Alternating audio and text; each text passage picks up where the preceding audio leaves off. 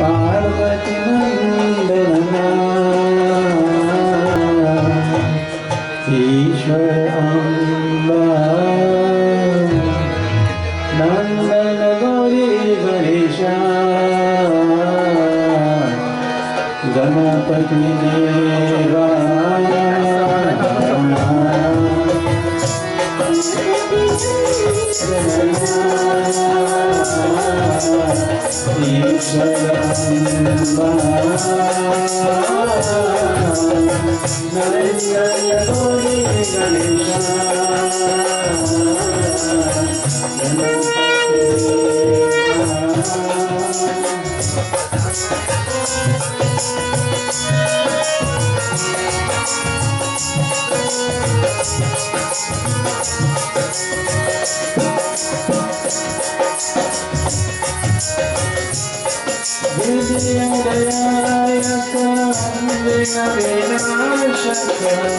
मंगलदायक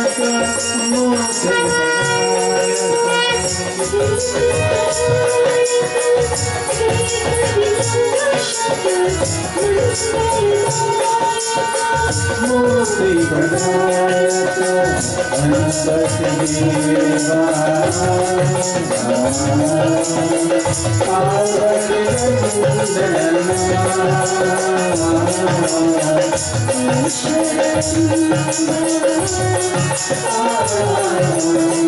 नंदन गौरी गणेशा गणपति देवा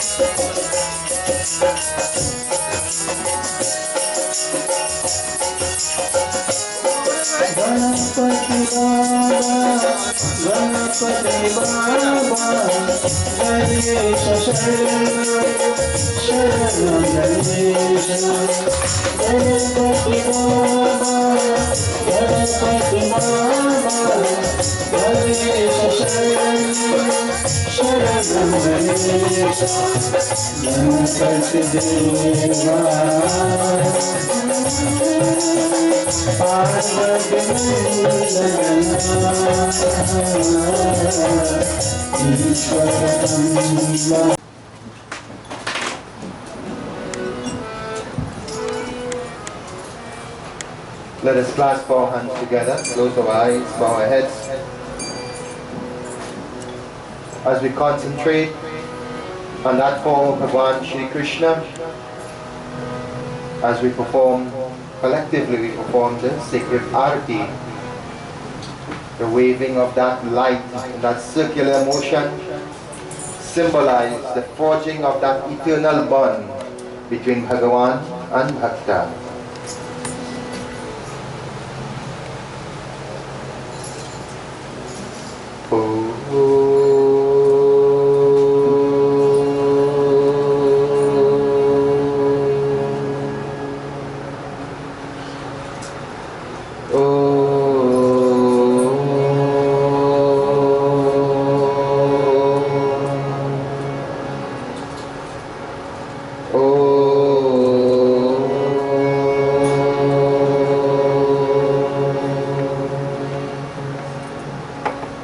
मूकं करोति वारचारम् पङ्गुलङ्घयते गिरं यत्कृपां महावन्दे परमानन्दमाधवम् ॐ साजयन्तीमूर्ति संयुतं वहिनायोदीपं गृहाणदेवस्य त्रैलोक्यतिमिरापः यानि कानि जपानि जन्मन्तर्कृतानि च तानि तानि विनश्यन्ति प्रदक्षिणा परे परे। आरती कुंज बिहारी के श्री गिरिधर कृष्ण मुरारी के आरती कुंज बिहारी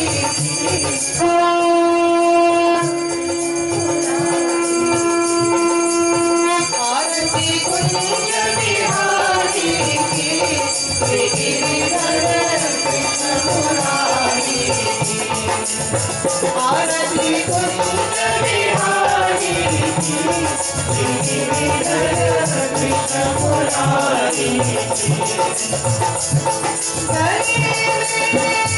आरती कुंज बिहारी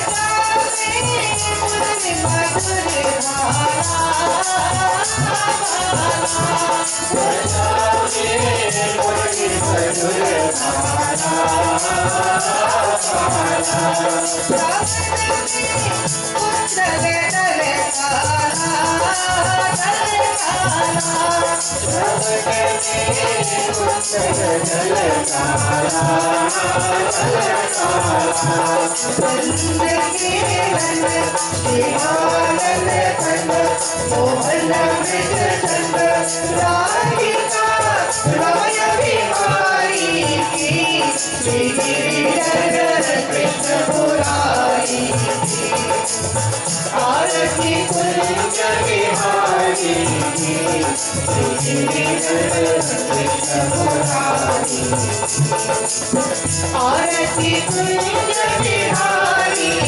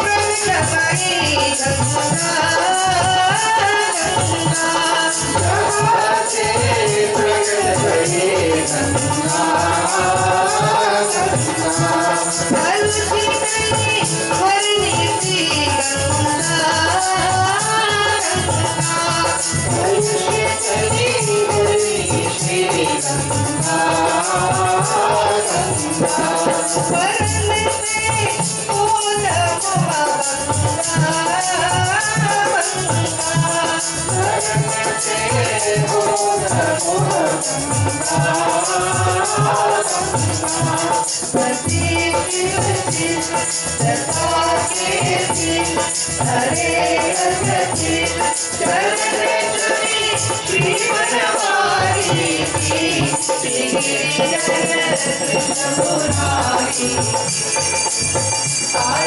कुंज बिहारी की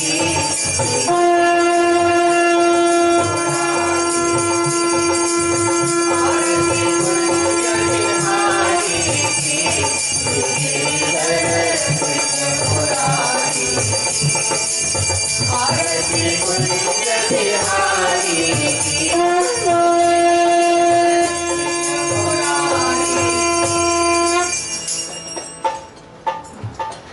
Prince Bolo, Vrindavan Bihari Lal ki Jai.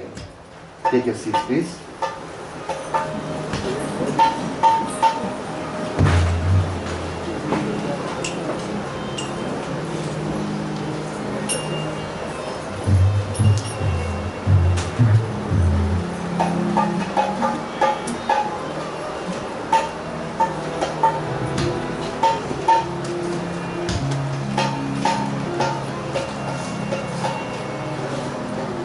May I, on behalf of the members, the Board of Management, and the various committees and units of the Shri Parameshwari Durga Devi Ashram Incorporated, extend the most cordial welcome to this, the second night of our ongoing 7 nights Garud Puran Yajna. Tonight, as we journey through the Garud Puran, and we continue to understand the reality of our existence, and we continue to understand the nature of the soul, the Atma, within the body and after it have left the body. With this new insight, it is expected that with new knowledge, it will put you, the individual, in a better state of mind. It will transform your thinking, which will lead to a transformation of your lifestyle. It is the hope or the goal of our scriptures to bring about complete understanding and deepen your faith and commitment in the tenets of our tradition of Sanatana Dharma. Also, yajnas like these help us understand better our rites and rituals, which we'll continue to look at tonight. It will help us to separate the superstition from the injunctions of the scripture, and it will even help us to understand the relevance of certain traditional practices in our society. Before we go into the depths of tonight's discourse, let us clasp our hands together, close our eyes, bow our heads. Let us first concentrate on Bhagwan Ganapati, he who is the giver of success, the remover of all forms of obstacles. We seek the blessings of Divine Mother Saraswati, choose whose blessings we're able to absorb, assimilate, interpret, and make relevant the knowledge of our scriptures. We seek the blessings of our own Reverend Guru, who are the links between humanity and divinity, who are ambassadors of Bhagwan upon earth. To the presiding deity of our Garud Puran Yajna, we bow our heads in submission to the lotus-like feet of Bhagwan Krishna, in the hope that, oh Bhagwan, one day, when we come face to face with you, we will do it out of love and devotion, full of love and devotion, not hiding our face out of regrets and disappointments. So let us see that form of Bhagwan standing before us.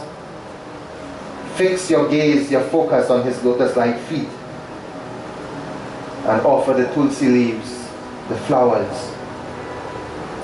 Smell the perfume of the sandalwood on his body, and enjoy these few moments in divine bliss in the company of Bhagwan Krishna. Hear his basuri, throughout the course of your stay here. Let your mind be focused on Him. Forget about the troubles and distractions of the outside world. You didn't come here to bring the baggages with you. You come here to rejuvenate yourself, re-energize yourself, and recommit yourself.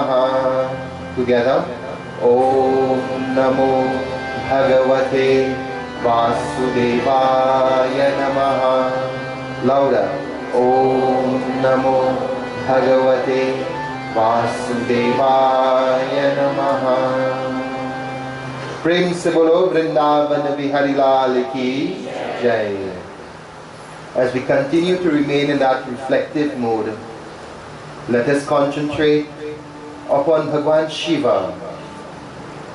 Today, we are in the month of Shravan, sacred to Lord Shiva.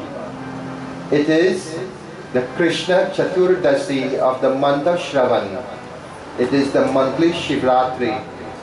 It is the second most important day in the Hindu calendar to Bhagwan Shiva. The first being Mahashivratri, which is in the month of Phalguna. In the month of Shravan, Tirat to Bhagwan Shiva is important. And on the day of the Krishna Chaturdasi, or the day of the monthly Shivratri, the vigil, even after a hard day of Tirat, vigil throughout the night is very, very pleasing to Bhagwan Shiva. So let us all blend our voices together. And even if you can't sing, use your hands to clap. Let us sing praises to Bhagwan Shiva. Om Namah Shivaya. Om Namah Shivaya. Om Namah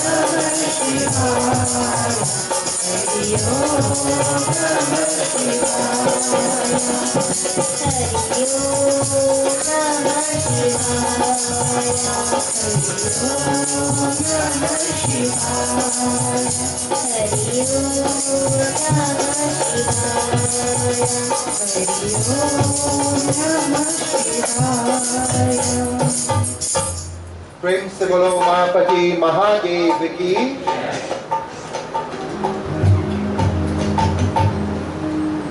Again, to all devotees who have taken time off from your home, from your family life to be here with us, we do appreciate the efforts that you are making. And as I look around, I see more of you here tonight from a wider cross-section of the country. Again, we have our devotees coming in from Sandy Brandy area. We have coming down from the Southland. Central is well represented here tonight. We have from Marchin, we have from Jerningham, Caroni, Savannah Road, Felicity, all about. On stage tonight, members of Saraswati Sangeet Bhakti Mandali, and joining us tonight, Mr. Singh Chandra coming in from Pinal Rock Road, Pandit Devendra Maharaj, who was here very early conducting our puja, and so their devotees from far and wide. You know, Trinidad is such a small place, and sometimes when I tell somebody, let me go in a praise down the road or somewhere, so far we have to go. But them same people is find time to leave Trinidad and be in Times Square. Huh? Or be on Hollywood Boulevard. But that's far. That is right next door. But when it comes to God, it's far. Tonight's discourse again taken from the Preta Kand of the Garud Puran. We continue our analysis and we pick up from right where we left off last night. Last night we concluded where the Yamaduts, upon reaching the individual at the appointed time directed by Yamaraj, the noose of death is bounded, the individual is bounded in the noose of death, and the soul is extracted from the body. And there is where we stopped. Tonight, you will understand that there are different parts of the body, different gates of the body which the soul comes out through. And depending on the gate the soul exits, you can predict with the guidance of the scripture the afterlife of the soul. Also, it is my hope to start looking, or if not to complete, at what happens to the body after the soul has been extracted from the body. We wouldn't be able to go into every single detail, but we can clarify certain traditional practice and separate a lot of the superstition that is involved with funeral from the reality of what scripture has ordained. And from tomorrow night, once we have disposed of the body tonight, from tomorrow night we focus only on the soul. Like I tell you, there is two diversions I will be taking. The night we are talking about the Gau, the importance of the Gaudan with relevance to the soul. I will divert a little bit to Bhagavad Mahapuran, where I will extract why a cow. Remember I said you have to do your rites and rituals relevant to the time and circumstances that you live in. We are living in an age that is highly technological. Why do we still do Gaudan? Why we don't do Hilux Dan? We will discuss that in an upcoming night. If you are doing Hilux Dan, I'd have a foreign news business by now. I think what is a Gaudan somewhere is how to do it.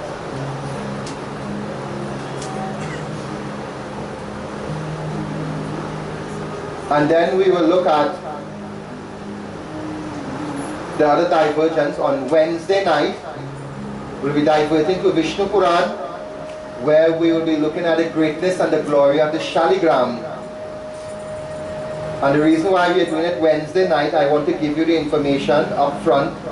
So Thursday, when we have our Shaligram Puja, you will be better able to understand the importance of that simple offering of placing a tulsi leaf on that shaligram, what it can do for you, not only for you but for your descendants and even for your ancestors.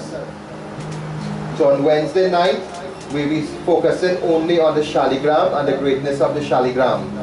And then from Thursday night, we'll be back to Garu Puran until...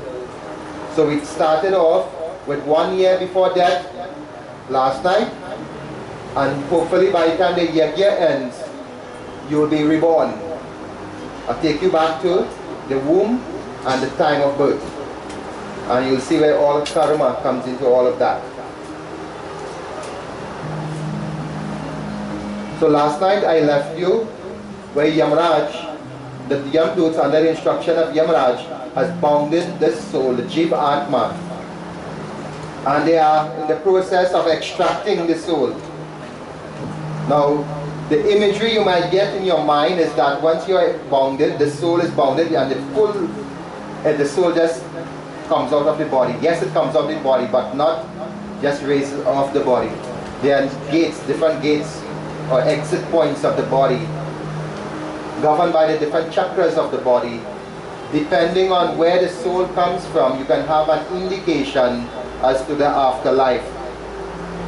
And where the soul exits the body depends on this life, not last life.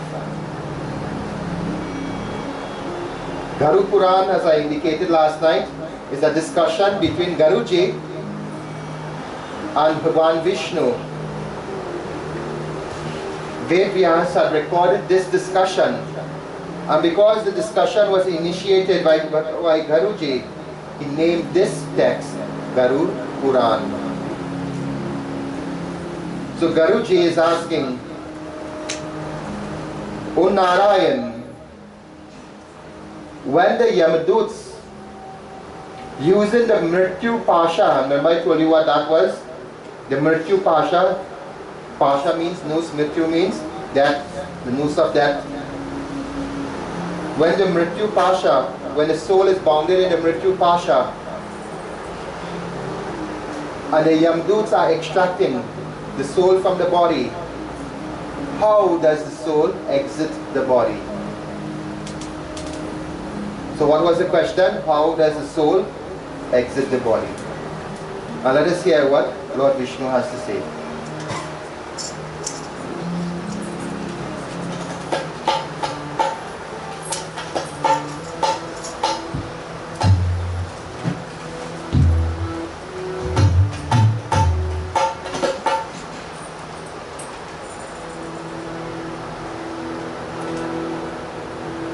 Shri Krishna Sharanam Namah, Shri Krishna Sharanam Namah,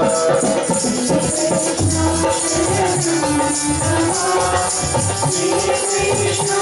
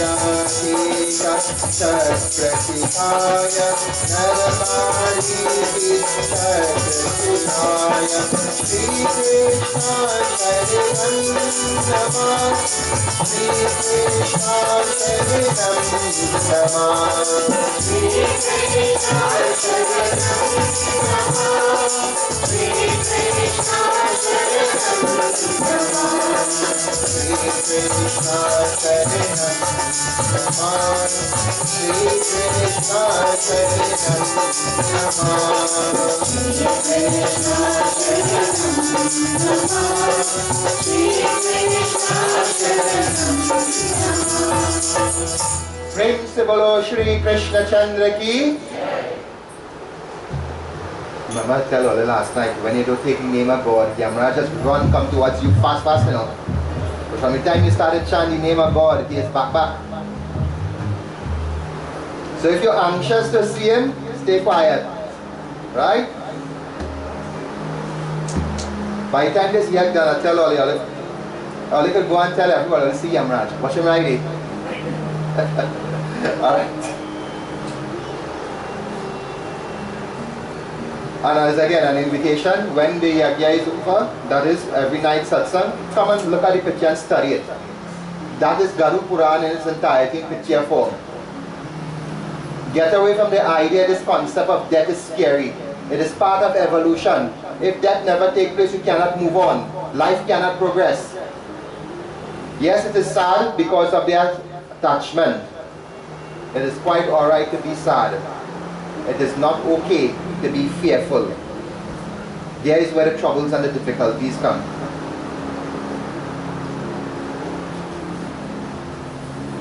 So Lord Vishnu is saying, bounded in the noose of death, the Jiva Atma is extracted from the body through the various sense organs.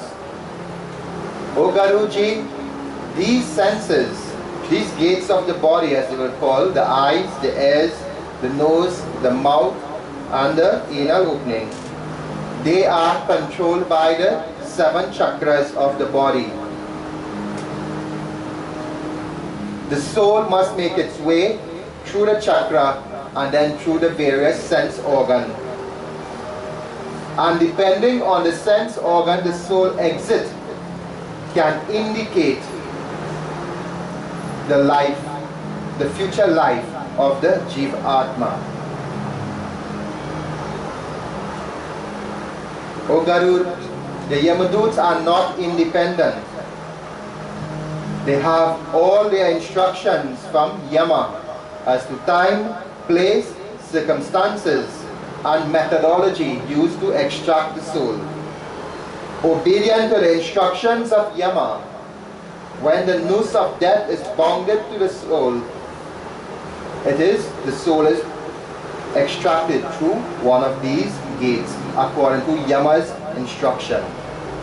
O Garuji, know for certain, Yama's instructions are based solely on his account of your good and bad karma.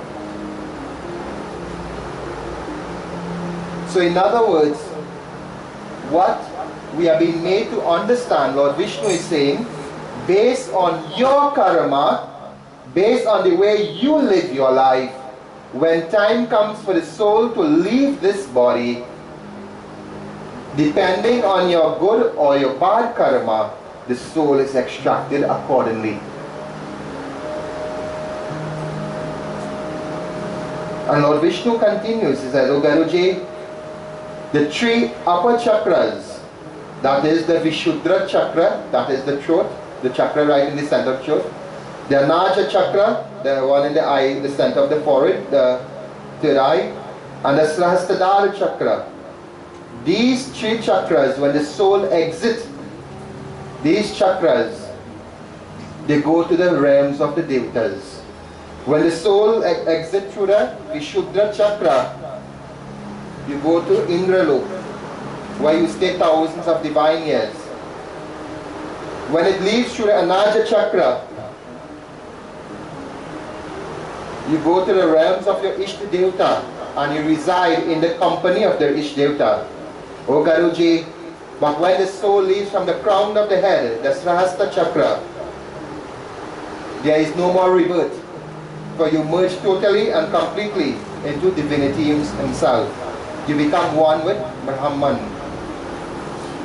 So to bring them back to simple terms, with the exception of the top of the head, when the soul leaves the top of the head, you are never reborn again. Any other part of the body, you have to reborn on earth. In Hinduism, the concept of heaven is not permanent. Hinduism, unlike other faiths, makes a clear distinction between salvation and liberation. Salvation is like when you go on for a real long good holiday. But one day to come, you must return from that vacation.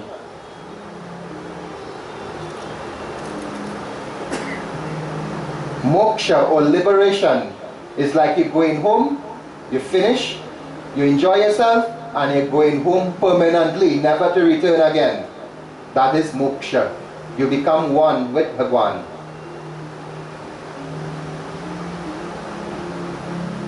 So the concept of heaven in Sanatana Dharma is temporary. That is why in the Vedas, in the Upanishad, especially in our Upanishads, they tell you, do not aspire for heaven. It is temporary. Just as life upon this earth here is temporary. When the good karma that causes you to go to the heavenly regions has expired, you have to reborn upon the face of this earth to go through this cycle of samsara again and again. So salvation is not permanent.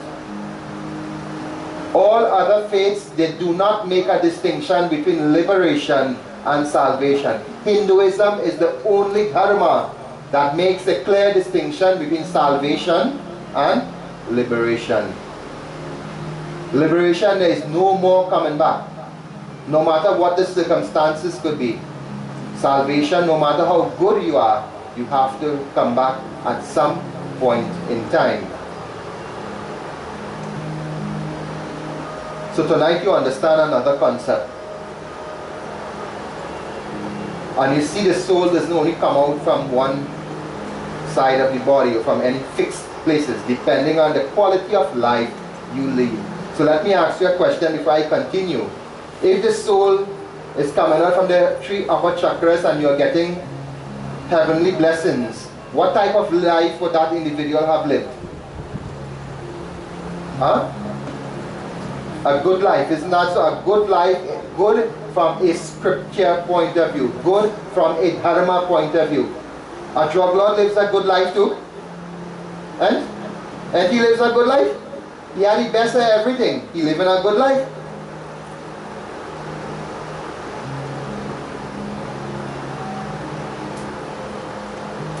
So when your life has been governed by dharma and you live in accordance with dharma, that is, now there are some compulsory duties that you have to follow as a human being. Once the soul has taken human birth, there is something called nitya karmas, which we cannot get into now. You realize that to discuss all of these in detail, we need more than 7 nights, right? Need a whole month and more. Now what you all coming here, man? Or you can't lie, I'm not sure.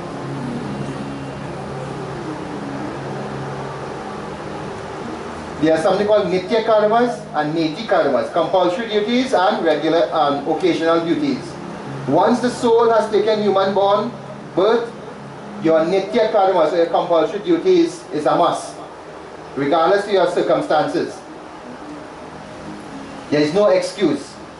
And neglect of your nitya karmas allows you to devolve, that is to go down. Your occasional duty, depending on, again, time, place and circumstances, you perform accordingly. For example, once you are born as a human being, you must perform your sandhya, and your sandhya varies according to the instruction of your guru. Once you are born, that is compulsory.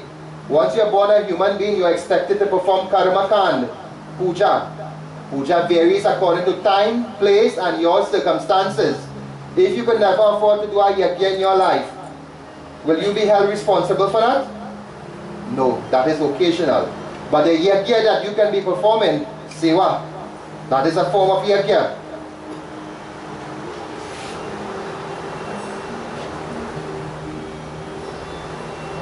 So your occasional duties, depending on circumstances, God will not hold it against you, but your nitya karma, your compulsory duties. You know, you have some people say, if I don't know God, will forgive me. That is the fattest and the biggest lie it have.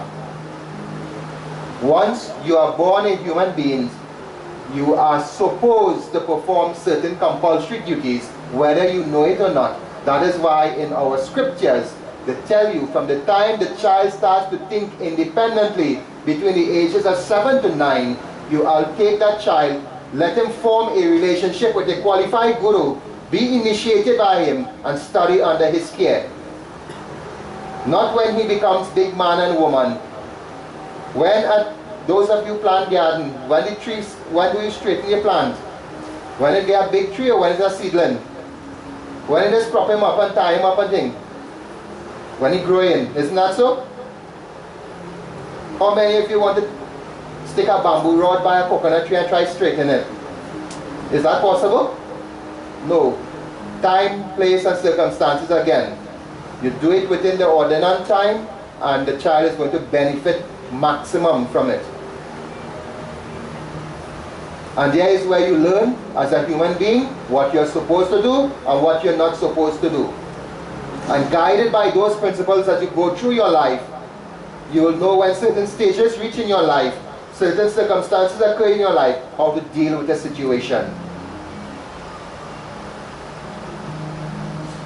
It is very practical. Lord Vishnu continues, when the soul leaves through the 3 lower chakras, it is very agonizing. Death becomes very agonizing.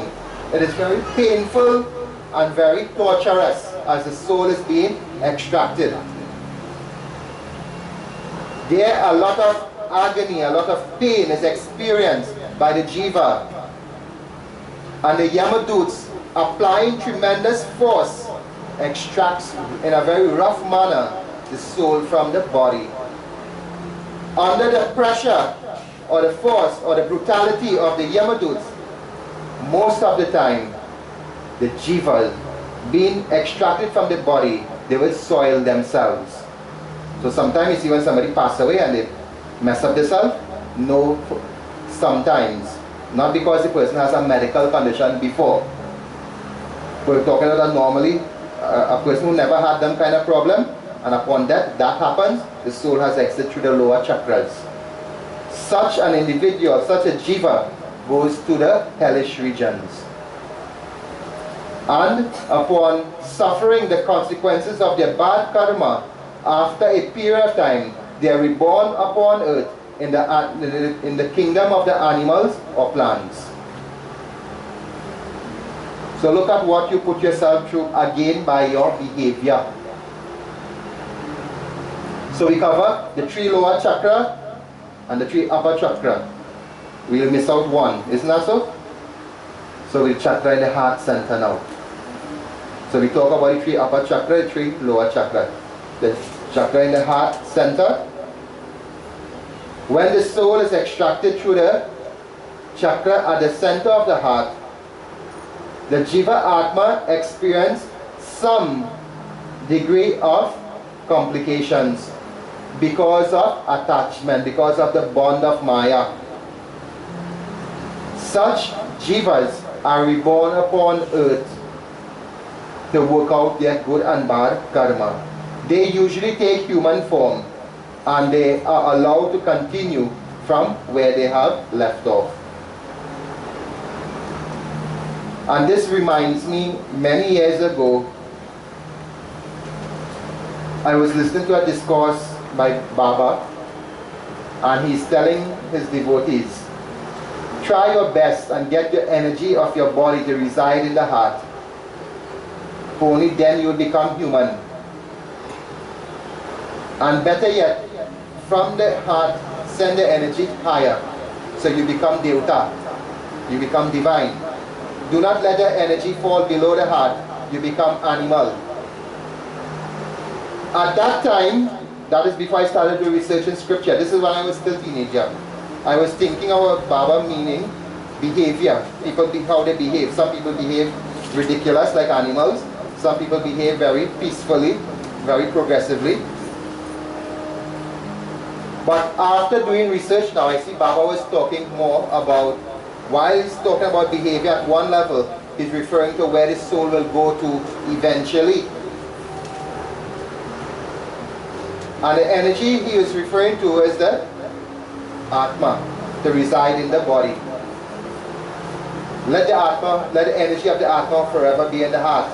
That is why in Sanatan Dharma, the abode of Bhakti is where? Huh? Where is the abode of Bhakti? When you have to love God, where you can love Him with? You liver? Huh? You can imagine you have your little boyfriend and girlfriend say, I love you with all my liver. My kidney and my lungs too. Huh? Where does the emotion of love reside?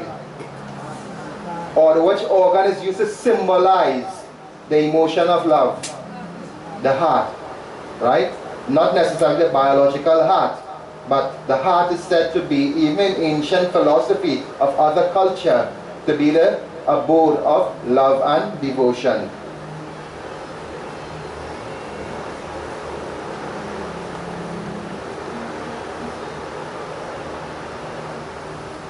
You know, all the fellas will come out easy, go tell your girlfriend, yeah, you love she got a kidney and thing too. You don't have to buy no diamond ring, you know, you might have kidney stone. You might get lucky.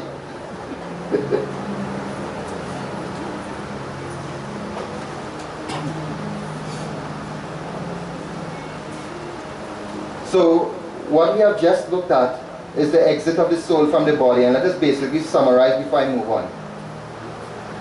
When the soul leaves through the 3 lower chakras, it is very painful, and the soul usually goes to the hellish region, and before it is reborn upon, when it is reborn upon earth, it is reborn first in the kingdom of the plants and the animals,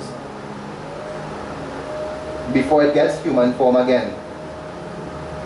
When the soul goes through the 3 upper chakras, it is very peaceful.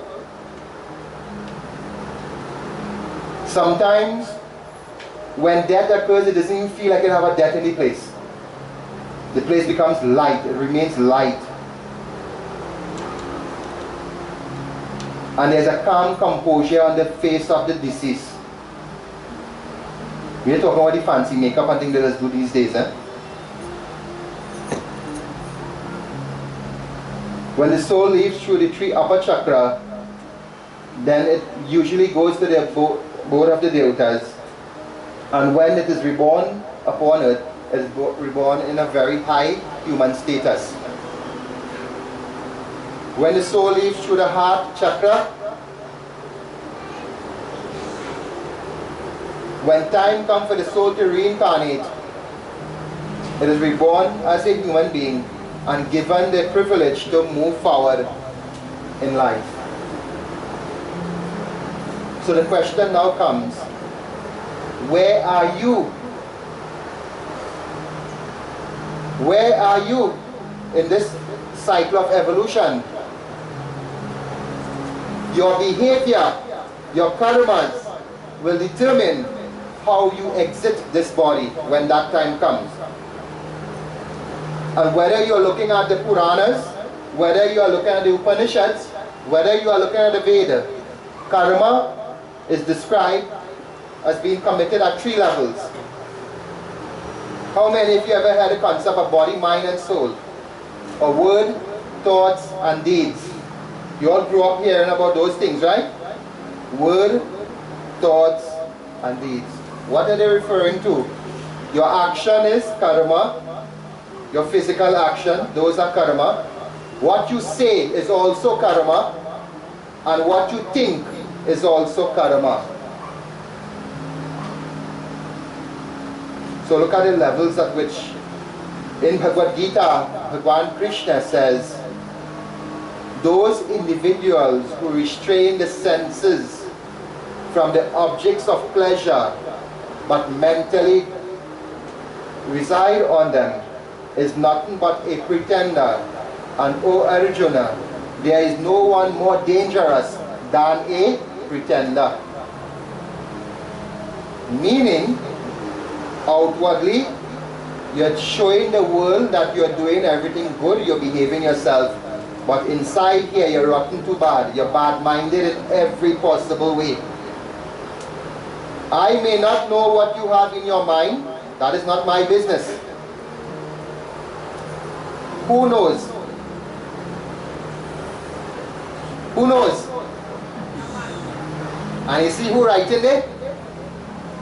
Them fellas don't take bribe at all, you know.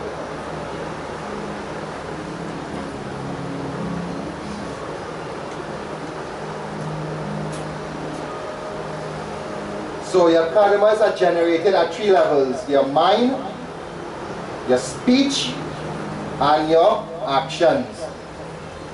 All of them put together forms what we call karma.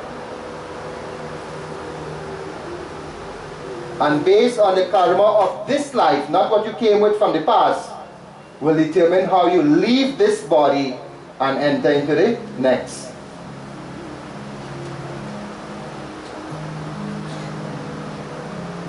So be careful of your words, be careful of your thoughts, be careful of your deeds. All the ulterior motives and so on, you may be able to fool a few people with it, but eventually it's working against you. When you do something, say something or think something, do it genuinely. Don't pretend. And why does Bhagavan Krishna says a pretender is very dangerous? If someone outwardly is a demon, he knows that person is destructive by nature. If someone outwardly is a devta or sadhu, he knows those people are peaceful by nature. But when you come pretending, you don't know how to catch that individual. You don't know how to be cautious. That individual could deceive you. That is why Bhagavan Krishna says, "Oh Arjuna, a pretender is very dangerous."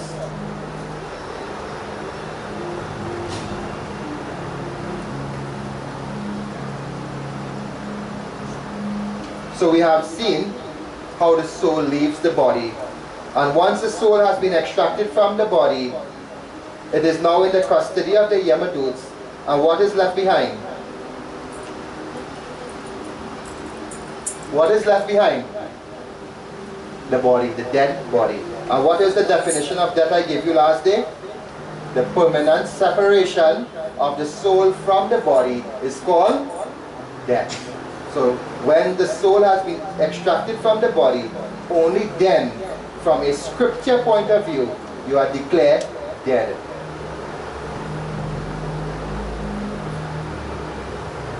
So what we'll do now, we'll divert our katha in such a way that we'll start to look based. I'll have to summarize because of time. What do we do once death has been confirmed? Alright? And then from tomorrow, once we dispose of the body, we go back to what happens to the soul. Once Yamaraj has the soul in his custody now. So now death has occurred. What is our responsibility pertaining to the body? Let us hear.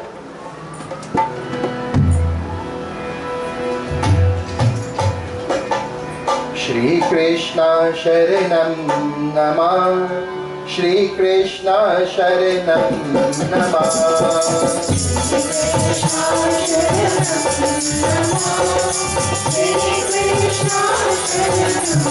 Namah. Shri Krishna Sharanam Namah. Shri Krishna Sharanam Namah. Shri Krishna Sharanam Namah. Shri Krishna Sharanam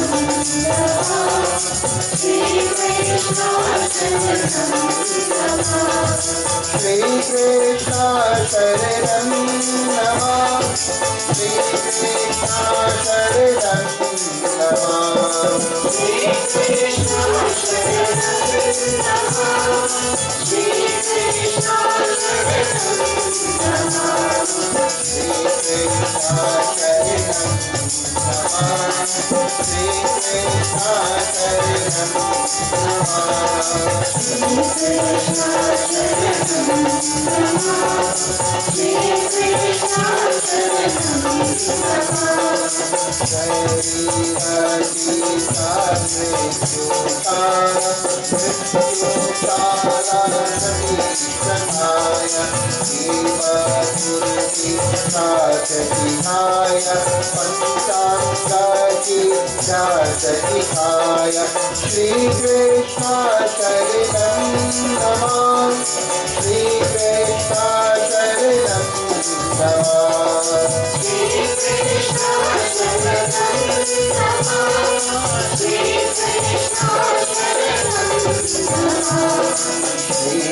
Krishna Sharanam Namah Shri Krishna Sharanam Namah Shri Krishna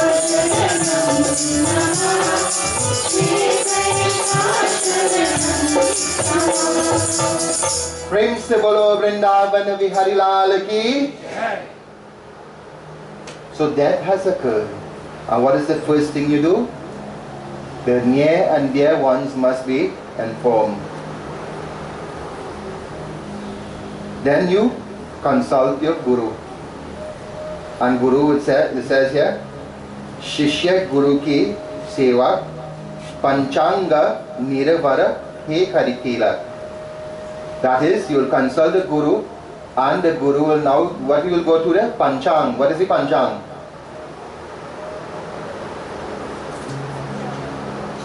Right, well, it is going to say patra. It has nothing called patra. Yeah, panchang. And what do we look for? We look for the conditions of death. We'll take the date and the time of the person's passing, and there are certain things we look for to know whether the death is an auspicious death or an inauspicious death. Things like the panchang, the pancha, things like the dvipushkar and the tripushkar, those are things you look for. And if the proper shanti rituals are not performed, it can have disaster. And it is not superstition. We have the experience where panchak rituals were not performed and people in the family started passing away and so on. And let me tell you my personal experience. You see, some of them who convert and they say they're doing this and they're doing that on that different right. You will hear something later down in Garu Puran when Yama is passing judgment. He's going to look at what he calls swadharma. An important word I want you to understand. What is your swadharma? Your natural born duties. The duties that God put you on earth to fulfill. That is your swadharma. When you neglect your swadharma, it has nothing you could say that convinced Yamraj for you're not doing it. So those of you, because of whatever influence there is in society, I have had the experience already. People convert to other religion, pass away, they did their rites and ritual under that new religion they adopt. And when trouble take them over, as we say, flour more than water. Baba, come and do the Panchak Shanti for me now. Most of the time when I run the tail, who put you in that, let it go and take your head. That is not my work. If you did do the proper thing in the first place, you would not be there. When they come and say, well, I changed my religion. I say, what happened? You're balling your God to save you all the time. Where you going on vacation now?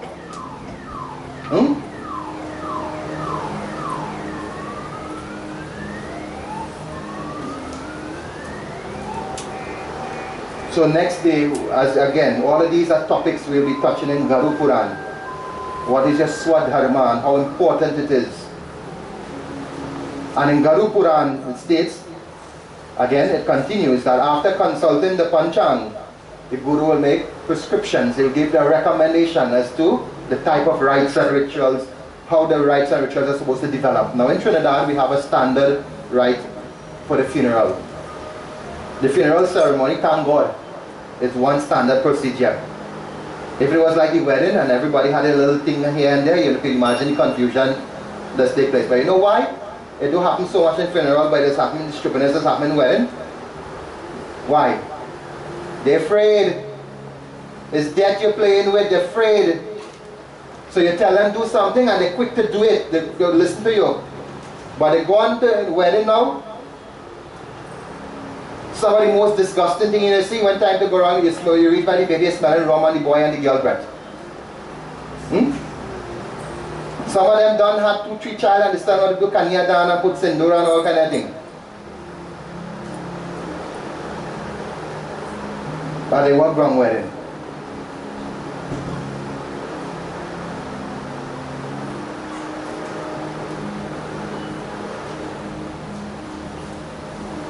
So in wedding we get plenty of them kind of bacchanal happening. Boy side want one type of ritual because of circumstances in his family. Girl side want the total opposite. And some of the pundits and all that has fostered these kind of stupidness too.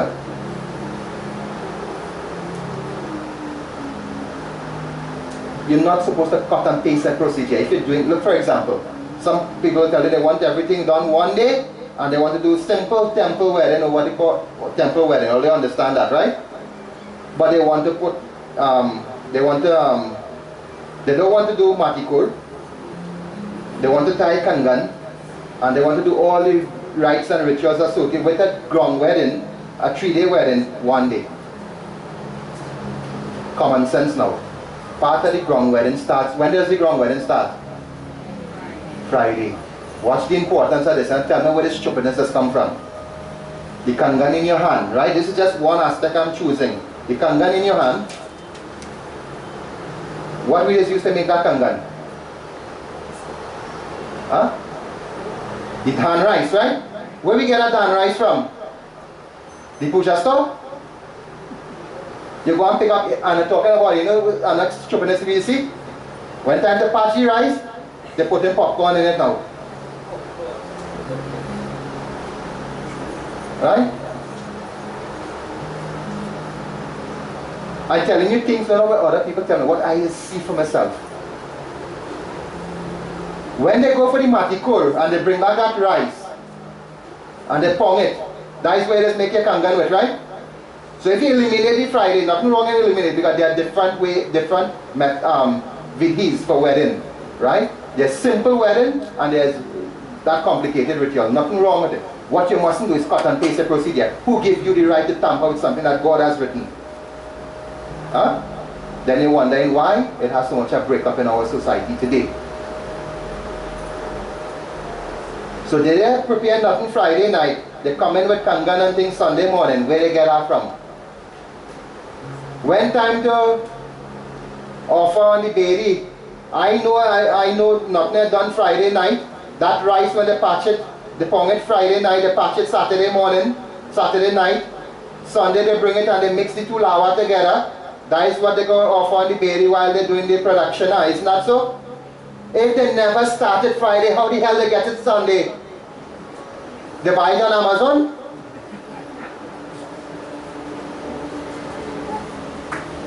You see the stupidness people must do? And then when they... Again, I can't use the words I want to use sometime, you know, on this thing I said. Huh? But when you tamper with authentic procedures, the outcome is devastating.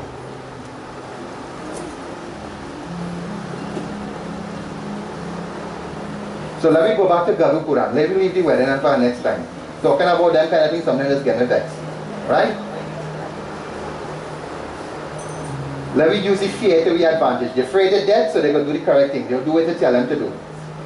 So after the Panchang has been consulted, the appropriate ritual are given. And I've given you this piece of information, so some of you may travel to India at some point in time and you'll hear different things, so when you hear it, you know it's not wrong. Now in India, there are a variety of procedures to dispose of the body. Scripture recommends 3, all fall into 3 categories. 1, cremation. You all know about cremation in Trinidad, right?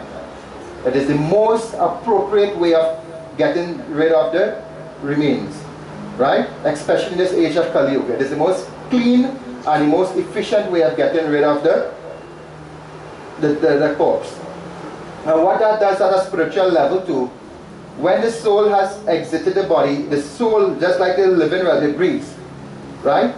Because remember, realization hasn't taken place yet, so the soul will still feel everything that, so before I go on there, let me give you some other information, and that is in keeping with what we're doing. Once the soul comes out of the body, how do you behave?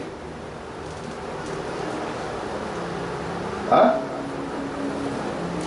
Exactly how you behave now, you have all of those behaviors, all of those sensations, after the soul comes out of the body. The only thing different is you don't have a body. So if you like to quarrel, you'll be a miserable zombie. If you like to sleep, you'll feel sleepy a lot. In other words, everything that you do, and all your likes and all your dislikes, all your vasanas are there in the astral body with you. The only thing different is you do not have a physical body. So if you like to make bacchanal, you will be just like that after you're dead. If you like peace and quiet, you'll be like that after you leave the body.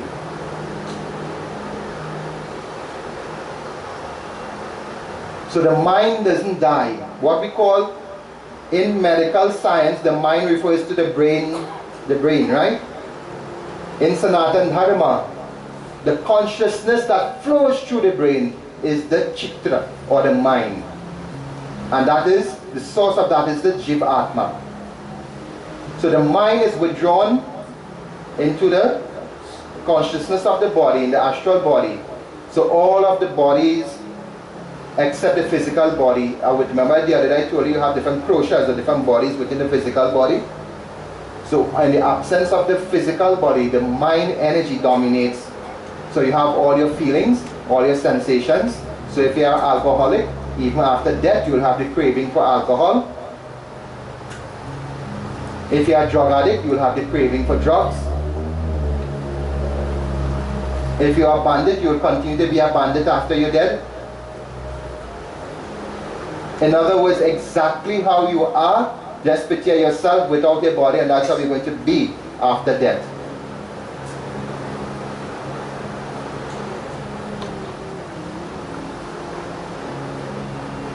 So back to disposal of the body. Cremation is considered to be the most clean and efficient way of disposing of the body, and the most highly recommended in the scripture. By destroying the corpse through the medium of fire, you do not only purify the elements that makes up the corpse, but you also cut the grieving time of the soul. Because the body has been destroyed, it allows the soul to move forward faster. The other recommended method is burial. And coincidentally, did burial occur in ancient India? In ancient script, in our scriptures, did burial occur? Huh?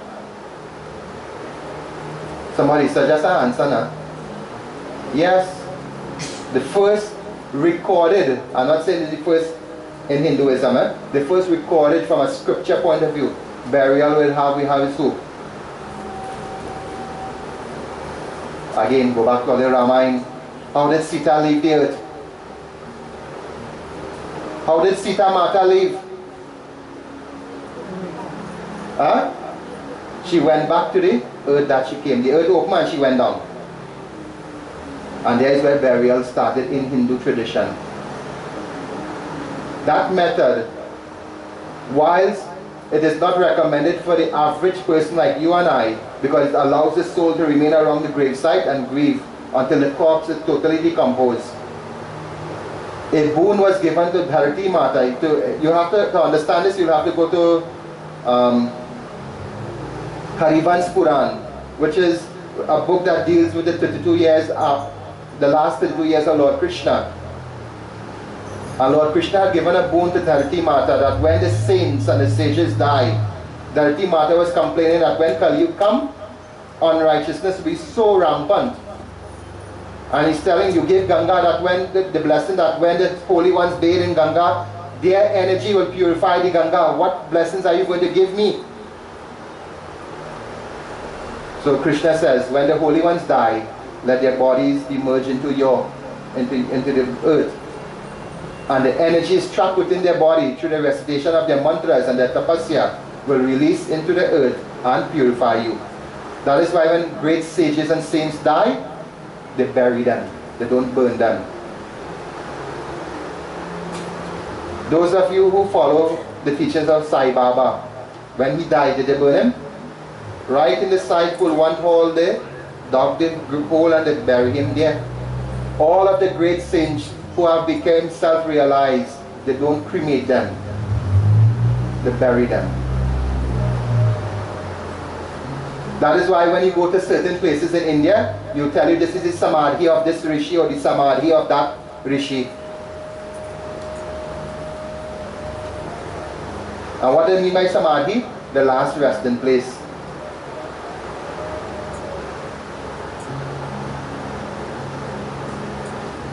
And the other way that Garu Puran recommends for the disposal of the body, which is highly illegal in Trinidad, is disposal, throwing it away for the Kobos to eat. And that is recommended for all those who violated every possible tenets of Dharma, like the criminals. You dispose of their body, just throw it away and let the animals feed on it. So this is Garu Puran, the three ways in which the body is disposed of. Two is legal in Trinidad and one is illegal even in India. But in ancient days, that is how they was to do it. That is why the Guru was consulted, and based on the life of the devotee, most of the time the cremation was the first step. If it was somebody great, they would bury. But if it was a vagabond, came and dumped him somewhere. And the vultures will do the rest.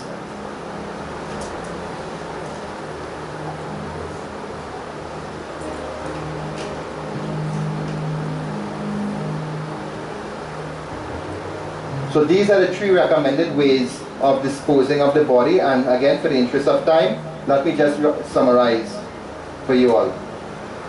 Once your date for funeral has been set, and this is just clarify some of you who just have some kind of confusion or misconception sometimes. When do you set your shaving and your bandara? When do you set the dates for shaving and bandara? If you die today and you cremate, today is what, Monday, and you cremate Wednesday, when do you set the days for shaving and bandara? Checking from the day you die or from the day of disposal of the body? Very good. From the day of disposal of the body is when you start checking to know when to do your appropriate rituals. We have had situations in this country already, because of police investigation, the corpse had to be seized, and you know how them just work here in the forensic science lab, they'll have it 2-3 weeks put on. So what you telling me, you had to do funeral yet, but you want to do bandara and shaving? What kind of madness is that? Post-funeral rites are meant on, the reason why they call post-funeral, after funeral. The funeral has to take place first. All of our post-funeral rites, whether I call it shaving, whether I call it bandara, whether it's the 1 year, they are meant to purify you, to break the bonds of attachment between you and the deceased, and to allow you to go forward and the soul to go forward. So after you have disposed of your body, now we say shaving, but there is nothing called shaving, it's something called dasgat. Das means what? Dead, right? The reason why, again, because of the lack of understanding what people see, that is how they form association. So when they go by the river and they see the Mahapata and them, or the now and them shaving the person, they come back and they say, guys, shaving. It has nothing called shaving. Learn the correct terminology. Das means 10. 10 what? 10 from the day of disposal of the body. And that ritual must be performed by a suitably qualified person that specializes in that rituals. That is why your Mahapatra is not supposed to be a house pundit. Your house pundit could know how to do it because he has to guide you. But the person who does that ritual, your place is still unclean. That person does not take part in Vedi Puja. He is reserved for that type of rituals. And don't think that by he doing that is any less than a normal Pandit doing any rituals. Just that he specializes in that type of ritual only. And the tradition is different depending on, like for example, the Brahmins, the Kshatris and the Vaishya, they will have their unique traditions in their, within their category. Like for example, sometimes you will hear your Mahapatra is asking, and people is asking me how valid is these things. Again, it has to do with tradition. That you have to offer things like gold and all and kind of. Remember in the days when the kings and so on, the royalty, when they die, they could afford to offer them kind of thing. Offering gold by big amount. You have to adjust to the modern day living, modern day society. We have no more kings and queens and thing around. But the offering at the end, you have to do it according to the ordinance of the scripture.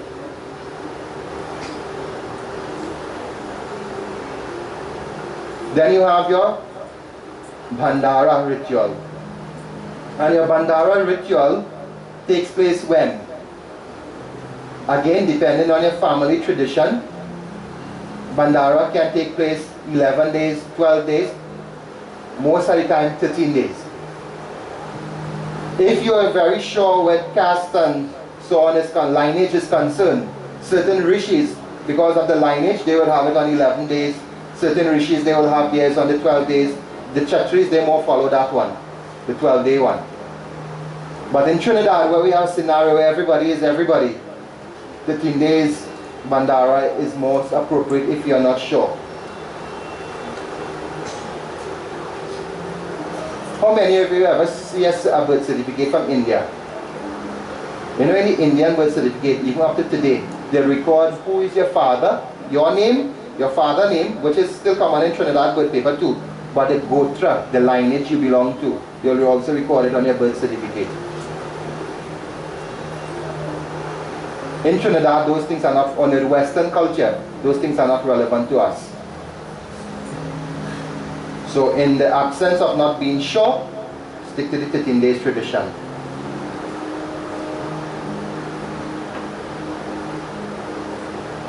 And there is with the Pindadan being done. Now it's unfortunate I cannot go into the details of the Pindadan and all that kind of thing. But in the process of the Garu Purana, you will see the importance of offering Pinda. Alright? When we started talking about the journey to the abode of Yam.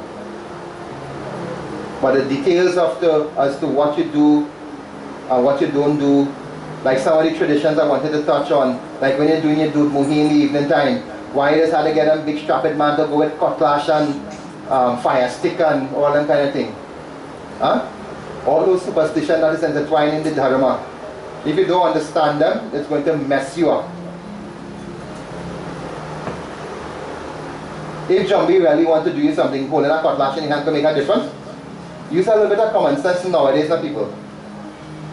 Huh? Them thing, stick to the mantras, stick to the vidhi. What I always tell people, once the pandit is involved, that is what is written in scripture. What this one say and that one say, you could forget it and still be comfortable.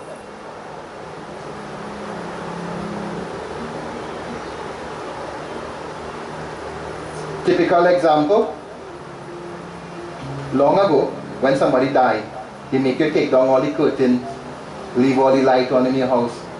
I challenge anyone, do that nowadays now. Who are you helping? You're helping the bandit, you're helping yourself. Stupid tradition, founded on superstition.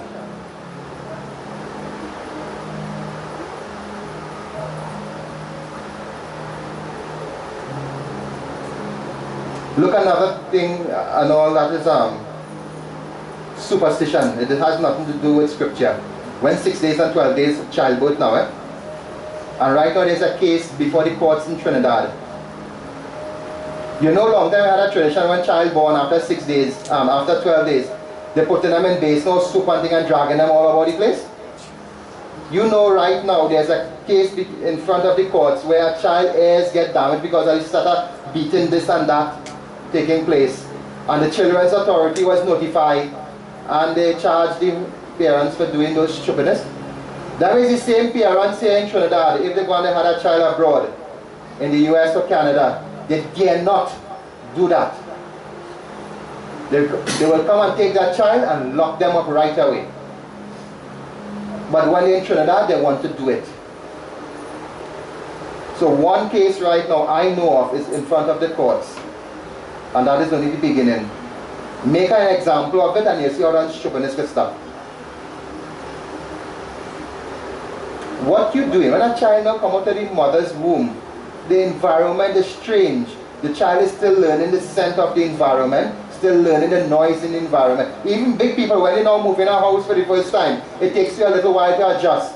And this little child, you traumatizing them by dragging them like a little animal all over the place. You see, you want yourself to chain you and drag you all about you? Well, watch. That is what they're doing. Huh? You do that, you get your turn and all. Again, understand your rites and rituals. Do not get carried away by superstition. On another occasion, when we have time, we could discuss the superstition part of shaving, and the superstition part of Bhandara, and the superstition part of from the day of death. Them days, everybody is how you say, you can't sleep in this one bed, you can't put on this one clothes, all sort of rubbish.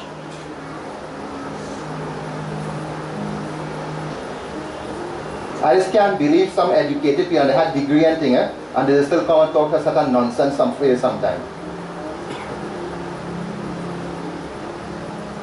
If I could put on this color of clothes, if I could go here, if I could go there, and it is be overwhelming sometimes. There's one of these people have a brain in their head at all. You look like when the man dead, your brain dead too.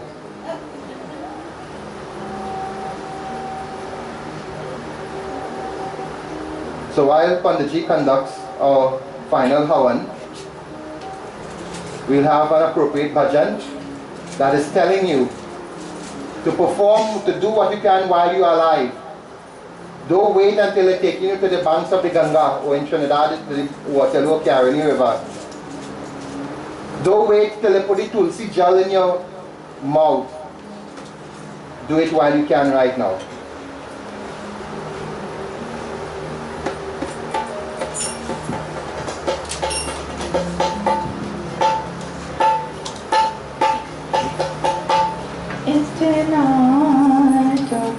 Swami Jadatan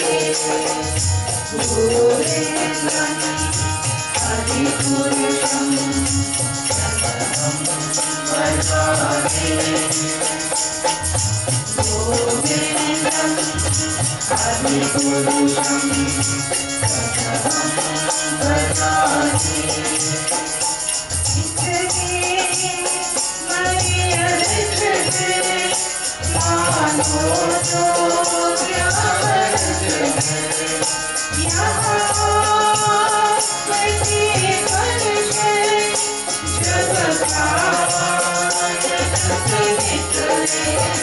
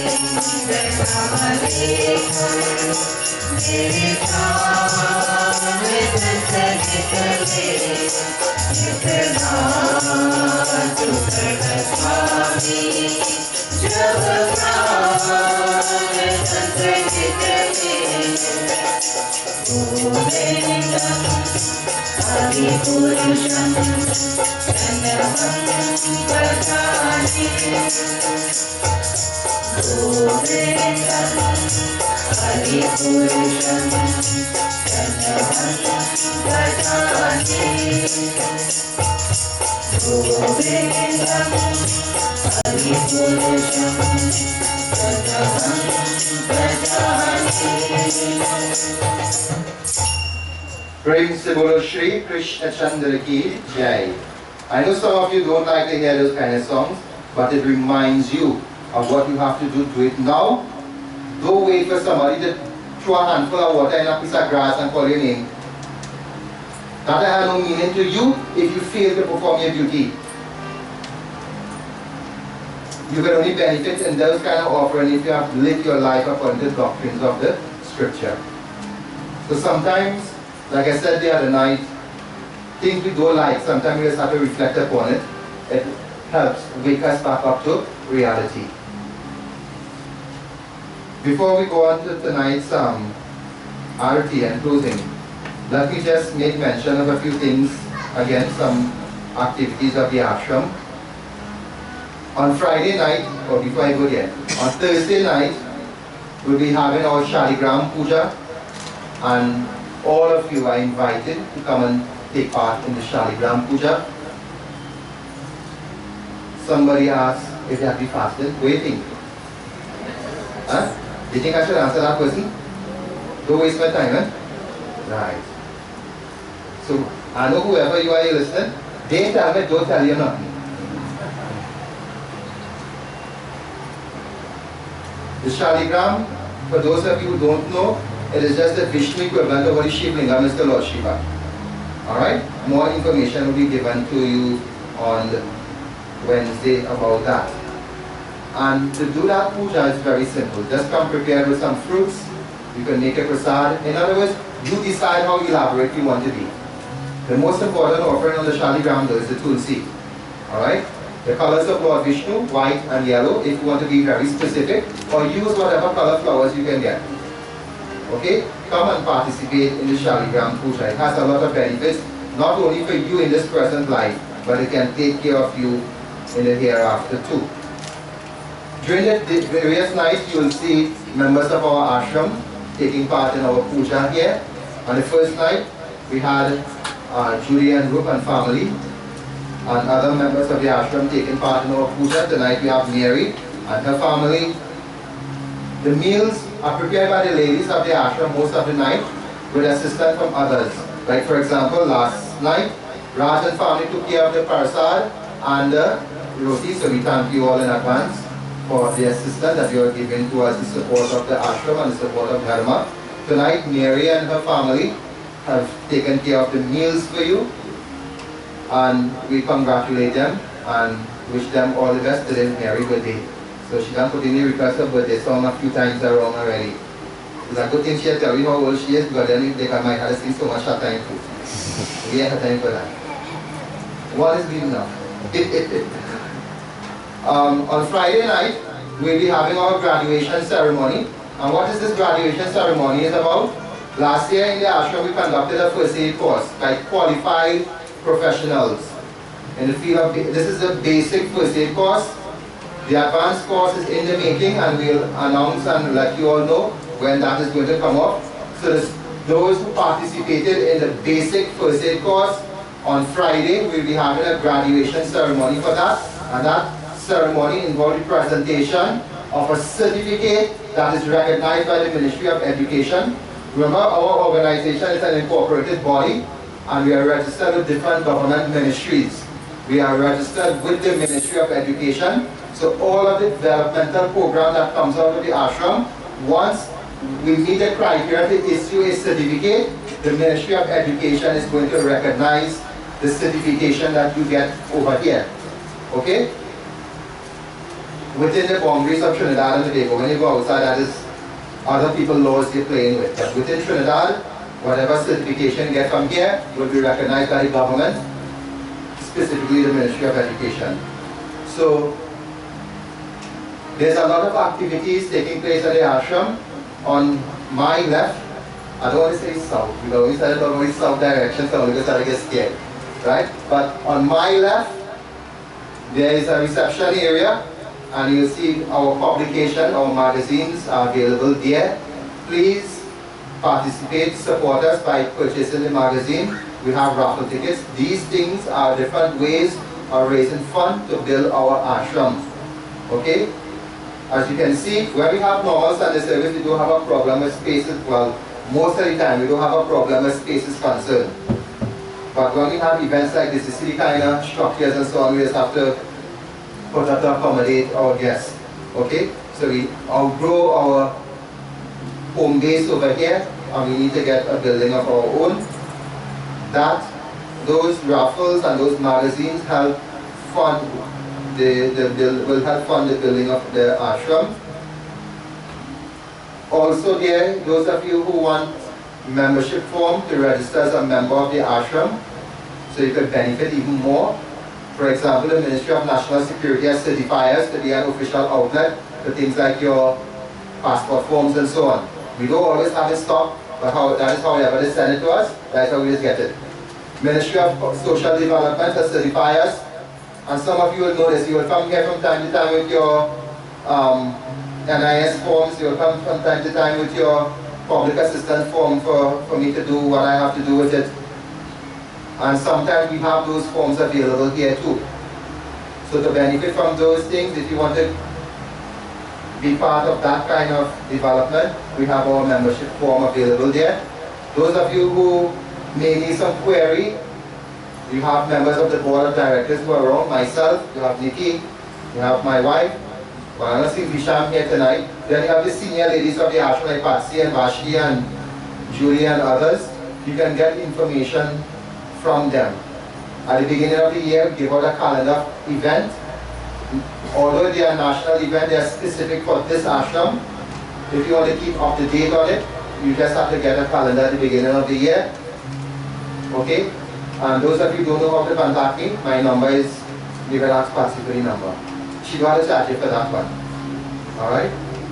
But there are donation sheets and so on over there. We have, after this year ends, we have our in-house here, we have our Ganesh Utsav. And nationally, after the Ganesh Utsav has ended, nationally we have the Devi Yatra, which has become, in a very short space of time, a national event. After that, we have again our Diwali celebration here. And those of you who attend our Diwali celebration, you know we have a very nice, a very unique way of celebrating Diwali. Okay? It's not like what you're accustomed to seeing on the outside. You have some tassa drumming, you have somebody coming and singing, and then they're giving some young half-naked girl a prize and calling she Diwali queen. We don't have that kind of thing here at all. We have developmental program taking place. Our Diwali is something like what you will celebrate for Christmas with a Hindu twist to it. We will have our deities like Hanuman and Lord Ganesh giving gifts to children. We will have a play, instead of crowning a half-naked girl Diwali queen, we have plays from the scripture, children acting.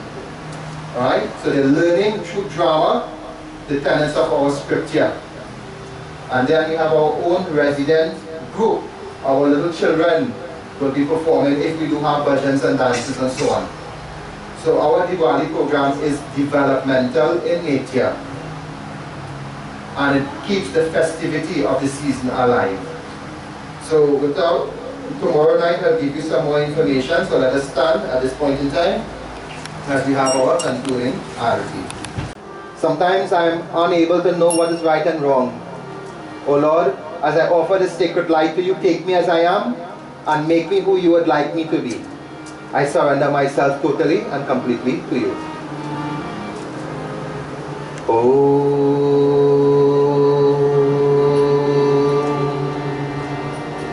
वसुदेवसुतं देवं कंसचाणूरमर्दनं देवकी परमानन्दं कृष्णं वन्दे जगद्गुरुम्। ॐ साजयन्तु मुरुते संयुतं वहिनायो दीपं गृहाण देवस्य त्रैलोक्यतिमिरापः यानि तानि जपानि जन्मान्तरकृतानि च तानि तानि विनश्यन्ति प्रदक्षिणा परे परे।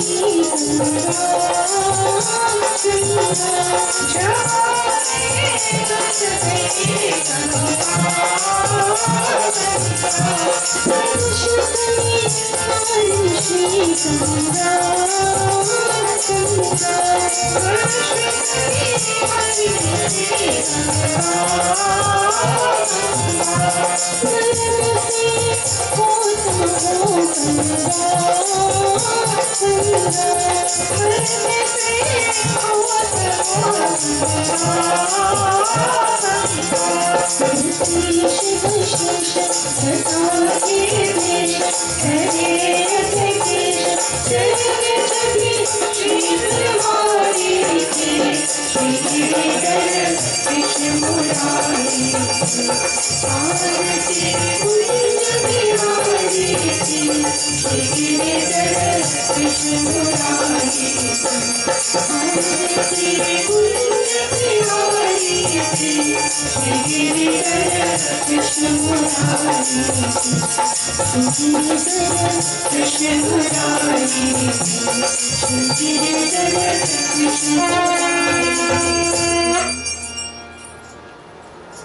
As we come to an end of tonight's satsang, as we come to an end of tonight's puja, our bhajans and kirtan, our discourses, we give thanks to God for the opportunity to congregate and to participate in this yajna.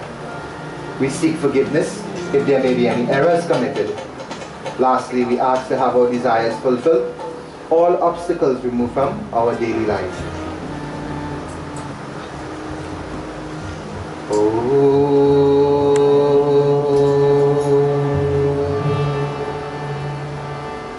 Mangalam Bhagavan Vishnu, Mangalam Garudadvija, Mangalam Pundari Kaksha, Mangalayatano Hari, Tvameva Mata Chapita Tvameva, Tvameva Bandhu Chasika Tvameva, Tvameva Vedya Dravinam Tvameva, Tvameva Sarvam Mama Deva Deva. Om Mantrahinam Kriyahinam Bhaktihinam Janardanam Yatpujitam Maya Deva Paripurnam Tarastu Me Kayena Vacha Manasrendriyetva Buddhyatmana va Prakriti Swabhagya Karoli Yatyan Sakalam Tarasmai Narayana Neti Samarpayami, Narayana Neti Samarpayami. Om Shanti, Om Shanti, Om Shanti, Om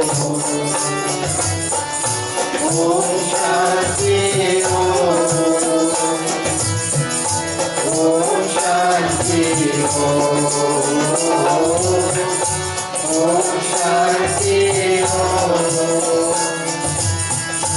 Om Shanti,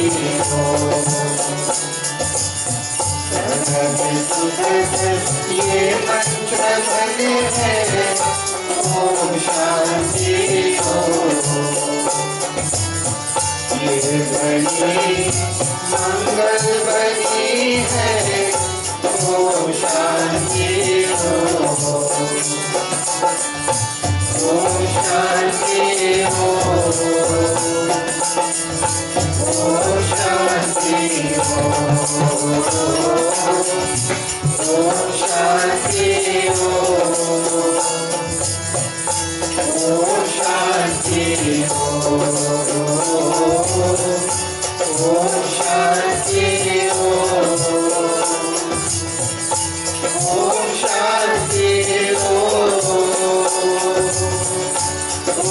Shanti Om Shanti